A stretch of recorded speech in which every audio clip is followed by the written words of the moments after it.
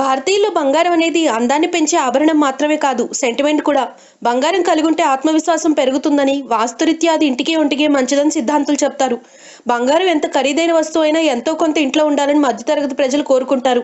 ముఖ్యంగా స్త్రీలకు బంగారం అంటే ఎంత వ్యామోహం ఉంటుందో చెప్పనక్కర్లేదు. కొన్ని ప్రత్యేకమైన పండుగ సమయాల్లో బంగారం దుకాణాలు కిటకిటలాడిపోతూ ఉంటాయి. ఒక్కోసారి ధర ఎంతన్నా ఆడవాళ్ళు లెక్క చేయరు.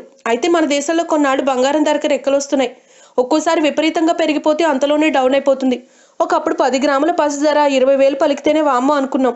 ఇప్పుడు అది 30,000 రూపాయలు దాటిపోయి చాన్నాళ్ళు అవుతుంది. ప్రస్తుతం 10 గ్రాముల మేలిం బంగారం మార్కెట్లో 32,835 రూపాయలు పలుకుతుంది. మార్కెట్ రేటును బట్టి అది స్వల్పంగా 335 రూపాయలు పెరిగింది. అమెరికా డాలర్తో పోలిస్తే రూపాయి విలువ తగ్గిపోవడంతో స్టాక్ మార్కెట్ ఇన్వెస్టర్లు బంగారంపై పెట్టుబడి పెట్టడం మేలని భావించారు. దాంతో బంగారం కొనుగోళ్లు విపరీతంగా ఊపందుకోవడంతో అంతర్జాతీయ మార్కెట్లో బంగారం ధర పెరిగింది. ఈ నేపథ్యంలో భారత్లో కూడా ధర పైకి చేరింది. గత 3 రోజుల్లోనే బంగారం ధరలో 565 రూపాయల పెంపు కనిపించింది.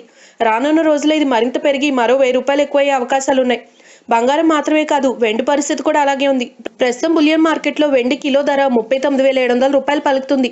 వెండి కేజీ ధర స్వల్పంగా 350 రూపాయలు పెరిగింది. అంతర్జాతీయంగా మార్కెట్లో సైతం బంగారం వెండి ధరలు పైకి చేరుతున్నాయి.